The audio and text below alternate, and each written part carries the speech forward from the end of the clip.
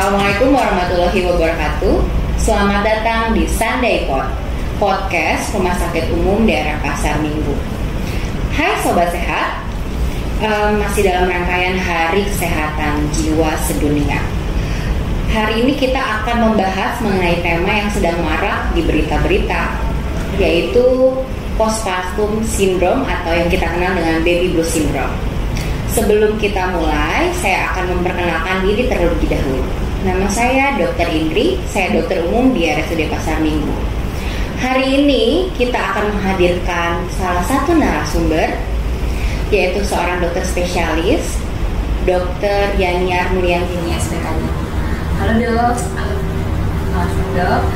Oke, beliau adalah seorang psikiater di Rumah Sakit Umum Daerah Pasar Minggu. Kemudian tak lupa saya juga akan menghadirkan salah seorang ibu cantik yang baru saja mengalami proses persalinan, yaitu Mbak Komang. Halo dok. Mbak Komang. Ya. Tak lupa saya juga akan menghadirkan tamu spesial, yaitu seorang dokter spesialis dan juga seorang ayah siaga yang akan membagikan pengalamannya bagaimana menemani seorang ibu dalam proses persalinan dan pasca persalinan. Dr. Dwi Utomo SPPK. Halo dok. Halo. Hai sobat. Ya, selanjutnya saya akan bertanya mengenai tema kita hari ini, yaitu baby blues syndrome. Jadi sekarang memang lagi marak banget di berita-berita mengenai ibu-ibu yang baru saja mengalami proses persalinan, tiba-tiba menderita baby blues syndrome tanpa diketahui. Yang pertama-tama yang akan saya tanyakan pada dokter Yanyar, dok, sebenarnya apa sih baby blues syndrome itu, atau yang kita kenal dengan postpartum depression ya dok? Boleh dijelaskan dok? Oke, jadi sepertinya tuh sekarang kan seperti tadi dokter Indra bilang ya, banyak sekali kasus-kasus yang diberitakan. Apa sih baby blues syndrome itu, sama nggak dengan depresi pasca melahirkan gitu ya? Jadi baby blues syndrome itu adalah salah satu bentuk gangguan suasana perasaan yang terjadi sebagai akibat penyesuaian pada saat setelah melahirkan gitu. Jadi ini biasanya muncul gejala-gejalanya itu di hari pertama dan biasanya memuncak di hari ketiga kelima gitu ya, dan berlangsung bisa sampai 4 minggu. Jadi baby blues syndrome ini bisa dibilang sesuatu hal yang lumrah dan bisa dialami gitu ya, walaupun nggak semua mengalaminya. Lalu baby blues syndrome ini kan perasaannya tuh naik nih, unpredictable kata beberapa orang. Dan apabila ternyata tidak teratasi 2 minggu kok nggak selesai gitu, keluhan-keluhannya kok masih ada, kok dirasa memberat gitu, dan mungkin ini yang mulai masuk ke kondisi yang berbeda, yaitu depresi pasca melahirkan gitu. Jadi itu dua hal yang sangat lain sekali, jangan disamakan gitu antara baby blues syndrome dengan depresi pasca melahirkan. Yang satu keluhannya ringan dan bisa hilang sendiri, yang satu biasanya memang keluhannya berat sekali dan kemudian harus ditata laksana lebih lanjut. Kurang lebih begitu. Jadi beda ya antara baby blues syndrome dengan depresi pasca melahirkan. Dok, saya mau tanya lagi. Sebenarnya seberapa sering sih baby blues syndrome ini dialami oleh seorang ibu pasca melahirkan? Terus saya juga penasaran dok, sebenarnya dari dulu udah ada belum sih dok baby blues syndrome ini ya? Kalau kita lihat penelitian ya, angkanya itu di Asia cukup tinggi sebetulnya tuh. 25 sampai 65%, dan ada penelitian di Indonesia yang mengatakan bahwa 5 sampai 7 orang dari 10 ibu yang melahirkan bisa mengalami baby blues syndrome. Jadi sebetulnya ini sesuatu hal yang sangat bisa terjadi dan lumayan cukup tinggi ya kalau kita melihat angka yang tadi diteliti oleh para peneliti di kita gitu ya. Terus pertanyaan berikutnya tadi bagus banget tuh. Sebenarnya dulu ada nggak sih? Kok kayaknya ribut-ributnya sekarang, namanya sekarang gitu ya, dulu kayaknya jarang dengar gitu ya. Saya sih bisa melihatnya dari beberapa hal gitu. Yang pertama, harus informasi ya. sekarang itu media sosial, kemudian berita-berita itu awareness tentang kesehatan mentalnya sudah begitu baik, sehingga hal-hal seperti ini menjadi banyak terpapar dan orang menjadi lebih aware terhadap perubahan emosi tadi, dan akhirnya menjadi informasi yang akan tersebar ke masyarakat. Itu di satu sisi. Di sisi yang lain saya juga terpikir begini, Dr. Indri, mungkin kondisi sosial kita udah berbeda sekarang dibandingkan dulu gitu ya. Dulu itu ada tradisi-tradisi misalkan di khususnya yang saya tahu ya, di Jawa gitu misalkan, orang itu sebelum melahirkan ada 4 bulanan, ada syukuran gitu ya. Saya melihat itu sebagai sebuah kegiatan yang sebetulnya support si ibu gitu, bahwa proses kehamilan itu nggak mudah loh, dan kamu nggak sendiri gitu ya. Nah kemudian setelah melahirkan, dulu budayanya adalah tetangga-tetangga kumpul sampai 40 hari nolongin ibu yang melahirkan ini gitu. Ada yang fokus ke ibunya, ada yang fokus ke bayinya, sehingga si ibu merasa nggak berat banget tuh, terutama 40 hari pertama. Mungkin juga budaya seperti ini yang berbeda dulu dengan sekarang. Mau nggak mau kita nggak menutup mata ya bahwa sekarang tuh kita lebih individualistik, terutama di Jakarta. Kayaknya lain sekali gitu ya. Saya berpikir mungkin dari sudut pandang yang seperti itu ya. Kurang lebih kayak gitu Dr. Indri. Ya, jadi sebenarnya dari zaman dulu tuh memang sudah ada, cuman karena arus informasi sekarang kan mengalir deras, jadi nggak mau akses, jadi terlihat seperti baru banyak air ini ya. Nah, dok, sebenarnya gejalanya tuh apa aja sih dok kalau baby blues ini, dan bagaimana sih cara identifikasinya? Gejala tuh kita bedakan dua tadi, baby blues syndrome dengan depresi pasca melahirkan. Kalau baby blues syndrome itu tadi yang saya bilang di awal, gejalanya ringan gitu ya, mulai dari perasaan lelah, kemudian sulit tidur gitu. Terbayang ya mengurus bayi itu, mungkin nanti Mbak Komal bisa berbagi juga ya, betapa capeknya ya, dia susah tidur banget rasanya ya. Dan biasanya emosi mulai terpengaruh, jadi lebih sensitif dari biasanya, kemudian udah kesel gitu ya, mudah marah gitu, dan rasanya ini yang seringkali terasa oleh ibu-ibu di awal-awal pasca melahirkan gitu ya. Nah, karena tadi saya bilang di awal itu lumayan banget ya keluhannya ya.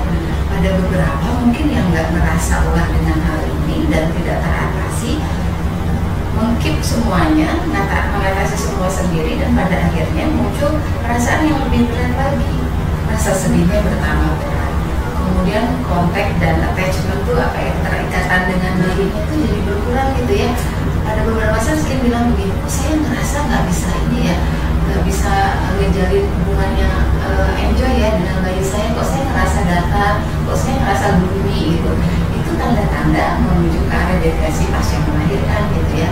Ada beberapa juga melihatnya bahwa saya tuh ibaratnya kayak orang mau tenggelam gitu di air gitu ya, rasanya itu sesek, berat, berusaha untuk naik ke atas nyari udara, tapi kok rasanya nggak bisa, nggak nyampe-nyampe, pada akhirnya berat banget sampai terasa putus asa. Atau seperti yang tadi disampaikan di awal yang di berita-berita itu, mulai ada keinginan menyakiti diri, termasuk menyakiti bayinya, sesuatu hal yang mungkin secara rasional kita berpikir apa ya bisa sampai begitu, tapi itulah pada saat baby blues syndrome tidak teratasi, memberat, bisa kemudian menjadi gejala-gejala pasca melahirkan gitu ya. Oke, sebenarnya terjadinya baby blues syndrome itu gimana sih dok? Sepertinya kondisi kayak gini tuh nggak bisa kita lihat dari satu faktor aja. Tapi yang perlu untuk kita ingat adalah pasca melahirkan itu semua hormon berubah. Estrogen, progesteron ngedrop, dan dropnya itu lumayan jauh gitu ya. Sehingga itu yang membuat mood seseorang jadi berubah. Sehingga kita bilang kenapa menjadi lumrah dialami, karena memang secara hormonal itu ngedrop semua, tentunya estrogen, progesteron, hormon tiroid juga gitu ya. Sehingga terjadilah perubahan mood. Nah, kalau kita lihat secara hal lainnya lagi adalah dari sisi stresor, dari sisi psikososial juga gitu ya. Pasca melahirkan banyak hal yang berubah ya dalam tubuh perempuan. Mungkin Mbak Mama ngerasa pas lihat kaca ngedown sendiri ya dok ya. betul. ini pulang dari rumah sakit ada singset gitu. Betul banget dok itu dok. Kayaknya begini, itu tuh muncul tuh ketidakpercaya diri kita. Kemudian sebagai seorang ibu ya, seringkali kan kita berharap, apalagi ibu pertama punya anak deh, pasti kan merasa bahwa saya harus oke nih, saya harus bisa menjadi seorang ibu yang baik untuk anak-anak saya. Sementara begitu masuk ke hutan yang sebenarnya gitu ya, nggak kayak gitu ya, banyak banget yang harus disiapkan.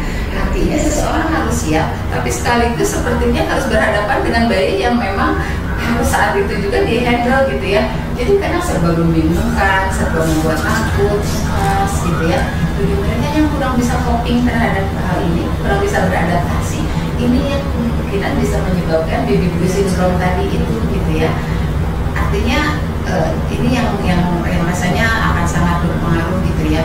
Bagaimana kemudian orang berpikir, coba deh Mbak Omang pas saat mau hamil pasti baca ya nggak? Iya dong, banyak-banyaknya sih baca dong. Saya harus begini. Jadi kita tuh punya ekspektasi yang lumayan tinggi ya. Nah pada saat realitanya ternyata nggak seperti itu, wow, gitu sekali dong. Nah, itu yang membuat kayaknya kok saya gagal ya. Kok kayaknya saya nggak seperti itu, berarti saya nggak oke dong. Berarti saya kayaknya bukan ibu yang baik ya. Muncul perubahan perasaan seperti tadi kita sampaikan di depan.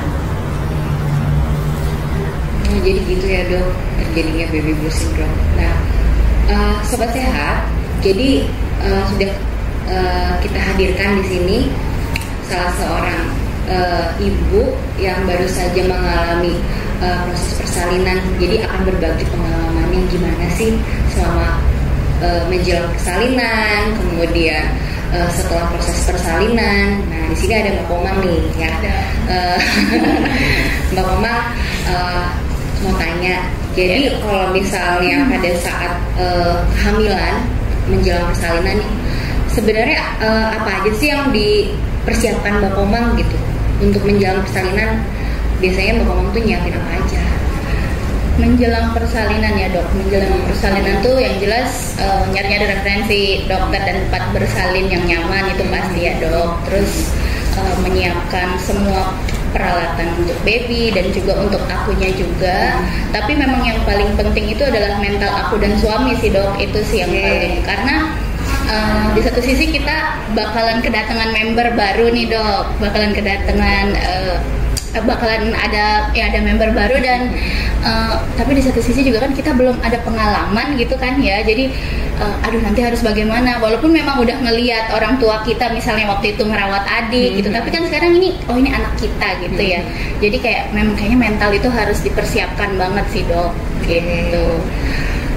Mbak Komang sendiri pernah nggak mendengar istilah baby blue syndrome dan apakah pernah mengalami waktu pas proses persalinan yang kemarin yang sudah dilewatin ya? Awal-awal sih nyari tahu ya dok, jadi benar-benar dari awal apa aja yang harus dipersiapin, setelah menjadi ibu itu harus seperti apa dan bakalan seperti apa sih, aku coba-coba cari tahu dan oh ya ternyata setelah kehadiran si Dede tuh ya ternyata memang bener kita tuh kayak apa ya, kalau aku jujur kayak kaget mungkin ya, karena kan malam harus begadang, belum dengar suara si baby yang rasanya baru disusuin udah nangis lagi dok, kayak gitu, jadi kayak ada rasa takut juga, kenapa ya kok udah bisa disusuin kok masih juga ya gitu sih dok. Cuma benar-benar peran penting keluarga, suami dan keluarga tuh memang benar-benar support system tuh harus kuat deh dok pada saat setelah postpartum itu ya. Pokoknya kalau buat aku kayak ibu yang baru aja melahirkan tuh kayak nggak boleh sendiri, karena memang kita tuh kayak cemas, kita tuh kayak takut, belum lagi kita lelah juga kan ya dok.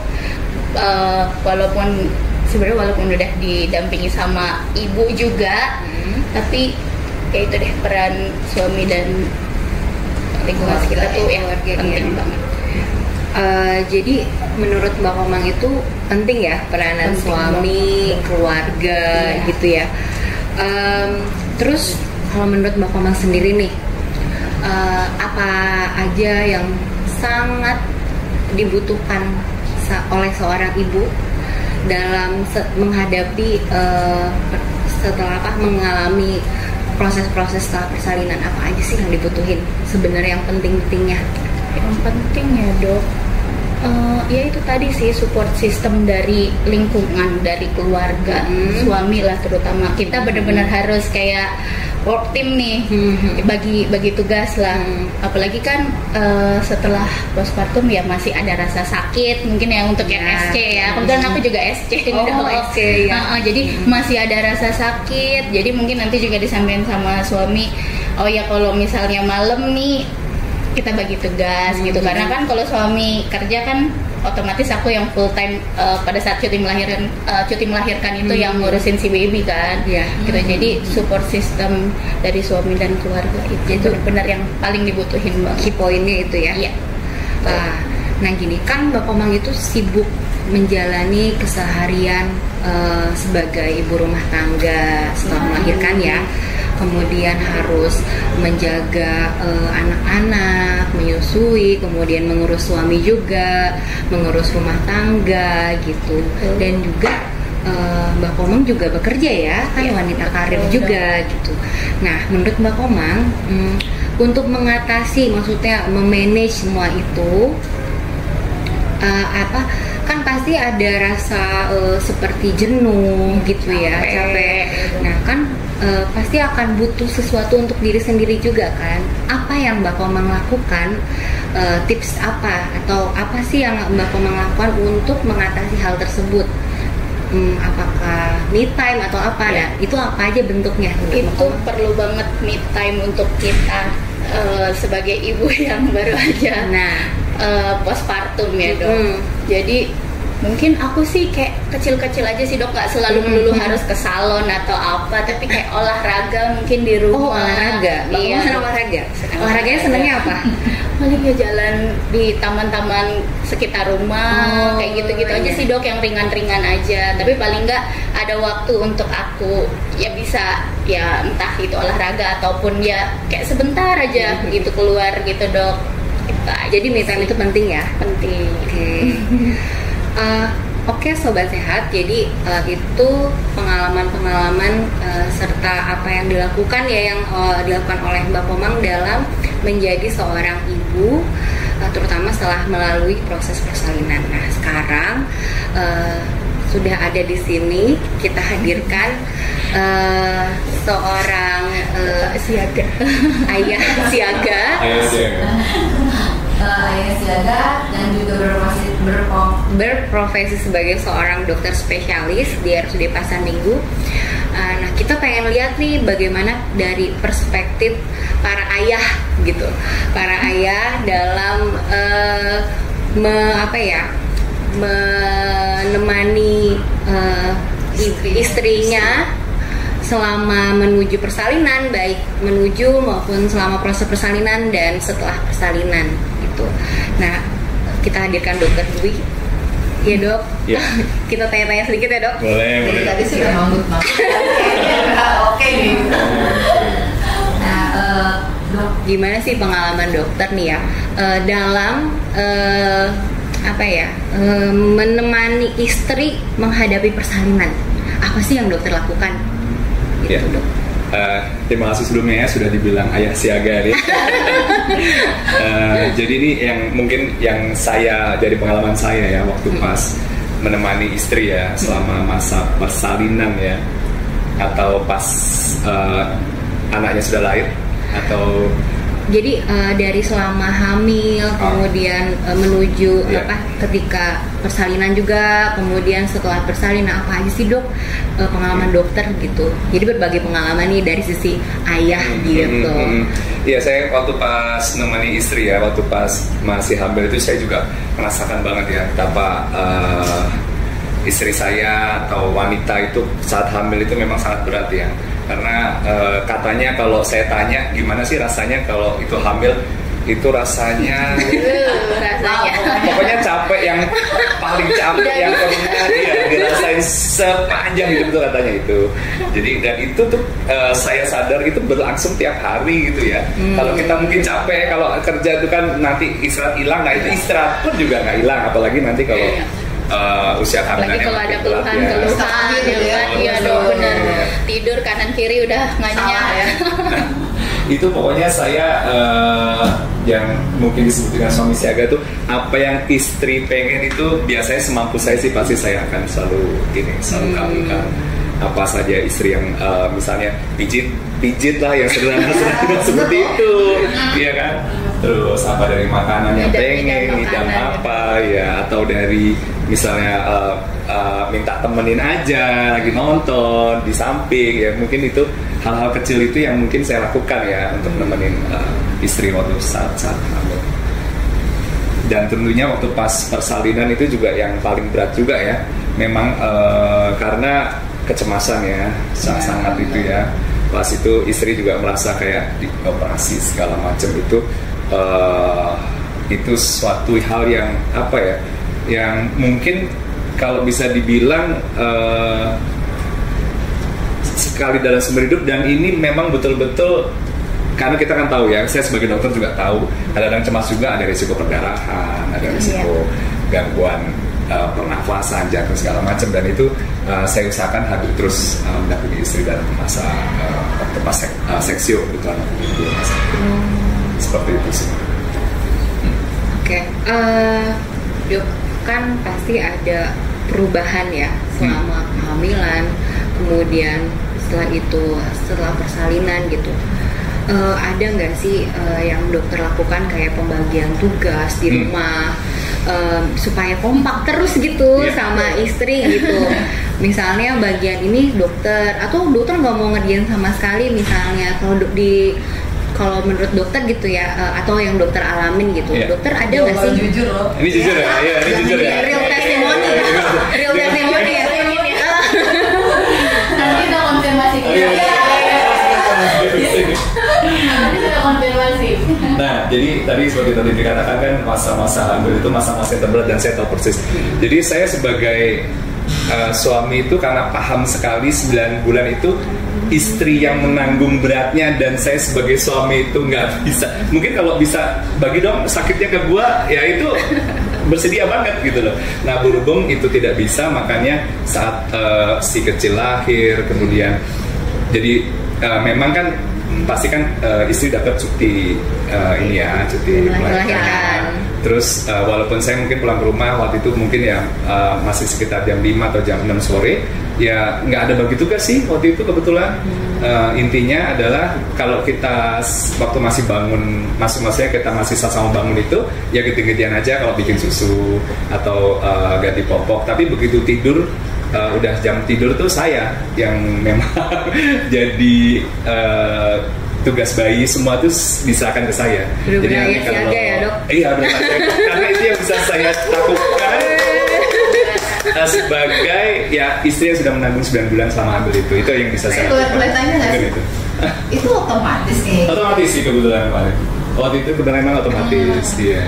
Kayaknya ini ya yang kemudian jadi catatan bahwa kalau hubungan suami istri begitu baik gitu ya, relasinya oke banget gitu ya, itu yang akan terjadi bahwa pembagian tugas itu nggak perlu letter lock hitam putih terus kita bagi-bagi ya, kamu ini kamu itu, enggak, ternyata gitu yang terjadi adalah seperti tadi itu udah otomatis berjalan gitu ya, bahwa ya udah istri capek, saya pulang ke rumah capek juga, saya juga perlu gitu ya untuk membantu istri gitu ya. Mungkin orang juga gitu ya pastinya ya. Terus sampai satu lagi dokter Yan, karena kita dokter udah biasa begadang ya, jadi bangun jam 2, jam 3 nggak masalah itu. Mau tidurnya sedikit nggak masalah, udah biasa ya, mungkin itu aja sih yang bisa tambahkan. Kemudian waktu pengalaman jaga bayi itu juga saya sadar ya, saya kerja itu termasuk istirahat ya, karena kalau nemenin bayi itu intens sekali ya, kita nggak bisa bertulingkan, dan saya kasihan. Saya sadar juga dari pagi sampai sore itu berarti istri saya itu ya nggak ada capek-capeknya terus menerus jaga bayi itu, yang mungkin pemikiran saya juga sih. Keren banget dok, jadi dokter sudah kerja tapi tetap juga siaga di rumah gitu, bantuan istri, nggak hitung-hitungan. Nah itu yang benar-benar harus diteladani ya. Jadi dari dokter sendiri memang pandangannya seperti itu ya, kalau untuk melihat bagaimana perjuangan istri gitu. Jadi nggak ada yang namanya istri A, saya B, saya nggak mau melakukan pekerjaan yang selain yang saya apa inginkan gitu, tapi ternyata dokter malah seperti gayung bersambut gitu terus, jadi nggak ada hitung-hitungan. Sama-sama ya, Dok. Kompak ya dok ya, jadi Tapi walaupun begitu, istri saya tetap baby blues loh. Jadi saya ingat banget, itu gitu. terjadi setelah 8 bulan apa 9 bulan gitu. Ya mungkin, nanti mungkin bisa tanya dokter Yaniar, walaupun sudah seperti itu pun tetap ada kemungkinan baby blues. Ini masih ada kemungkinan ya. Tetap, walaupun supportnya sudah jalan, tetap.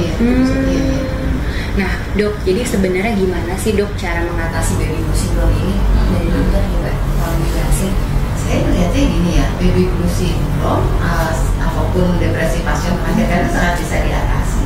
Tapi kemudian yang menjadi tantangannya adalah bagaimana seseorang bisa sadar bahwa yang bersangkutan itu sedang mengalami perubahan perasaan gitu. Ya enggak, kayaknya kadang-kadang kan nggak ngeh gitu ya. Yang terjadi biasanya gini, orang jadi cepat capek, marah-marah gitu ya, suami datang kerja bukannya disambut malah gitu ya, terus mungkin sadar kenapa gue jadi marah-marah gitu ya, tapi kemudian biasanya bisa terjadi adalah mungkin karena capek aja, biasa deh tadi ditekan emosinya sampai kemudian ya berlanjut menjadi hal-hal yang nggak enak tadi itu gitu ya, bisa berlanjut jadi depresi pasca melahirkan gitu. Artinya sepertinya yang perlu untuk kita lakukan adalah bagaimana seseorang mengenali perasaannya, ada yang berbeda enggak, itu juga salah satu fungsi dari pasangan. Tadi seperti dokter sampaikan gitu ya, bisa melihat tuh kok kayaknya istri saya ada yang beda deh, ada yang lain deh gitu ya. Nah ini bisa jadi jalan masuk bahwa didiskusikan bareng-bareng, karena bisa jadi mungkin si sang istri itu merasa kayaknya saya nggak enak nih kalau saya menyampaikan keluhan saya, nanti saya dianggap cemeng, nanti saya dianggap cemeng, dianggap kayaknya lemah dan gagal sebagai seorang ibu, nggak bisa nge-handle gitu. Padahalnya nguat-nguatin diri sendiri padahal nggak kuat juga gitu ya. Dan untuk bisa seperti itu memang jadinya butuh tadi itu ya, self awareness yang baik gitu, dan pasangan itu menjadi lebih bisa memberikan input yang baik juga gitu, bahwa nggak apa-apa loh kita sama-sama seperti kamu bilang tadi ya, kita tuh teamwork gitu, partner gitu. Yuk kalau kamu ada sesuatu hal bareng-bareng. Nah setelah itu mungkin bisa tuh nyari pertolongan. Sekarang itu di DKI ya khususnya ya, tenaga kesehatan yang bisa mengatasi baby blues syndrome, depresi pasca melahirkan itu sangat banyak, mulai dari puskesmas sampai rumah sakit tertinggi lah ya gitu. Dan kita sangat bersyukur sekali dengan pelayanan kesehatan di kita gitu ya. Di puskesmas saja psikolog udah ada. Kalau memang puskesmas kesulitan bisa mengakses lagi ke rumah sakit gitu ya. Dan mungkin yang bisa kelihatannya lagi adalah ini sesuatu hal yang walaupun sering dialami tapi sangat bisa diatasi gitu. Pada akhirnya seperti itu.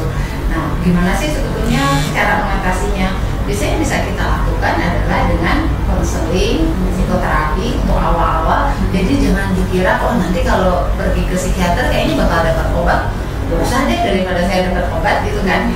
Sebetulnya enggak juga gitu. Kita akan melihat case by case, kasus demi kasus. Kalau memang masih bisa teratasi dengan konseling, misalkan dengan psikoterapi, kita nggak akan memberikan obat juga. Kalaupun diberikan obat, kita akan memilah benefit and risk-nya, risiko dengan manfaatnya lebih besar mana itu ya. Jadi reach out for help itu nggak apa-apa. Sampaikan ke pasangan, ke keluarga, ke kerabat, ke teman dulu, baru kayaknya saya butuh bantuan deh. Ayo periksakan diri, misalkan seorang ayah siaga, suami siaga kan pasti akan gitu ya, udah let's go gitu ya, periksain gak apa-apa kok gitu, kurang lebih sih kayak gitu ya dokter. Nah kan dokter tadi bilang harus self awareness gitu ya dok. Nah kapan sih tanda-tanda alarmnya gitu, misal aduh ini harus segera dibawa ke dokter psikiater gitu, itu tuh apa aja sih key point-nya dok? Ya. Key point-nya adalah pada saat merasa ini sudah mulai mengganggu aktivitas dan fungsi sehari-hari seorang ibu. Gitu kan. Suaminya mulai kewalahan di sana, istri saya ini ke anaknya jadi mulai cuek gitu ya, mulai nggak ngurus, kok diem, kok mulai menarik diri, kok mulai hubungan dengan sekitarnya bermasalah, misalkan bermasalah itu dalam tanda kutip si istri kurang bisa kemudian berelasi dan adanya fokus ke diri sendiri gitu ya, si ibu ini gitu. Itu mulai tanda-tanda bahwa seperti butuh bantuan lebih gitu. Apalagi kalau pada akhirnya mulai ada pikiran-pikiran tadi itu yang membahayakan diri sendiri maupun ke anak gitu. Itu yang sangat segera untuk harus dibawa ke tenaga profesional. Berarti ada derajatnya ya Pak Heru? Ya betul, ada derajat-derajatnya gitu ya yang perlu untuk kita lihat. Soalnya memang kan banyak yang nggak ngeh ya dok ya, banyak yang nggak ngeh dan mohon maaf jadi ngerasa oh itu mah biasa aja nggak apa-apa. Nah jadi sekarang kita sobat sehat nih ya, berarti udah tahu ya kapan harus membawa seorang ibu yang kira-kira sudah ada tanda-tanda baby blues syndrome gitu. Nah dok, cara mencegahnya gimana sih dok?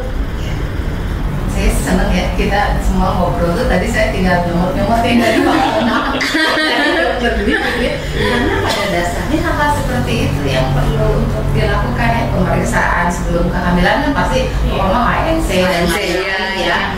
Nah yang key point yang mau saya ambil dari tadi yang disampaikan Mbak Uma adalah kesiapan mental. Iya nggak sih? Karena kesiapan mental itu yang paling penting dan bukan hanya si ibu tapi juga suami gitu.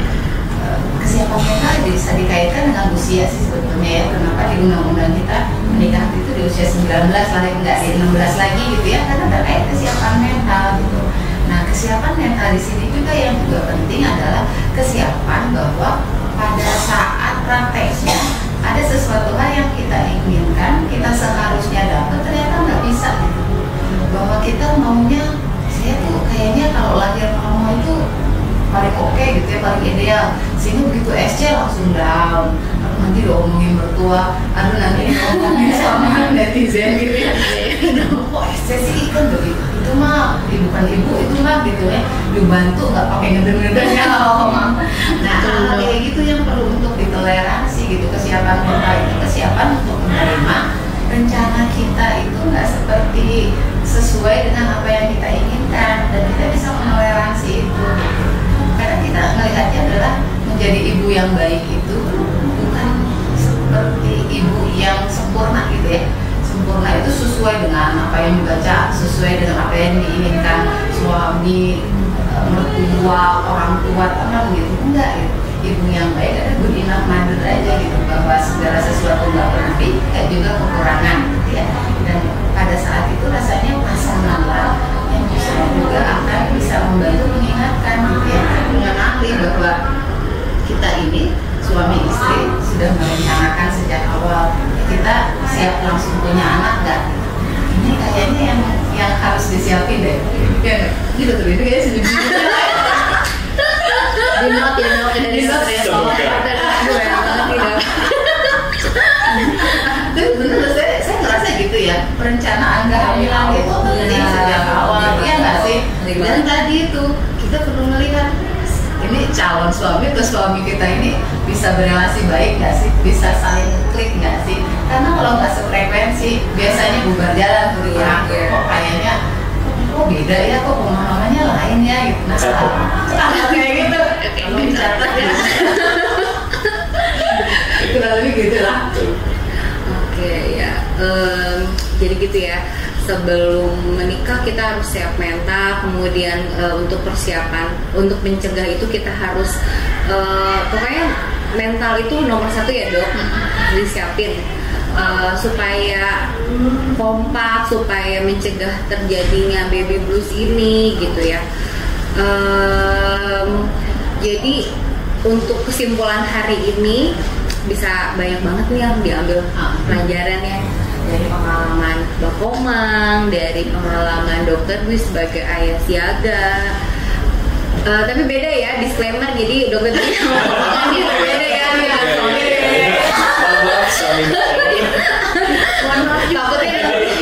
Takutnya sobat sehat lah bikinnya suami istri, bukan. Jadi memang punya perspektif masing-masing, tapi memang intinya satu gitu ya.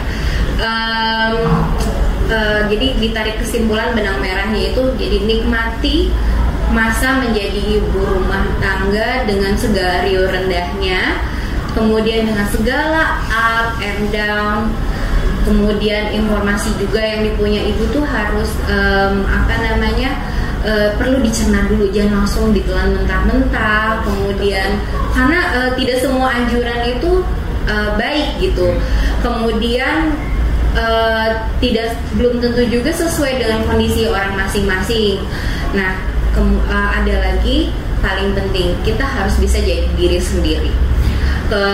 Buat benchmark dari diri sendiri. Kemudian saat-saat merasa sulit dan perasaan mulai berat, itu semua adalah valid. Membuka diri ke pasangan, ke teman, keluarga, dan orang yang terdekat itu adalah pilihan yang baik. Oke, baik. Cukup sekian pembahasan tema kali ini mengenai baby blues syndrome. Ini sangat menarik banget ya, Dok. Terima kasih banget Dokter Yania sudah hadir hari ini, kepada Mbak Komang, Dokter Dwi yang udah hadir berbagi gitu ya. Sampai berjumpa lagi di podcast RSUD Pasar Minggu selanjutnya yang tak kalah menarik di Sunday Pod. Terima kasih, saya Indri izin pamit undur diri. Wassalamualaikum warahmatullahi wabarakatuh. Waalaikumsalam.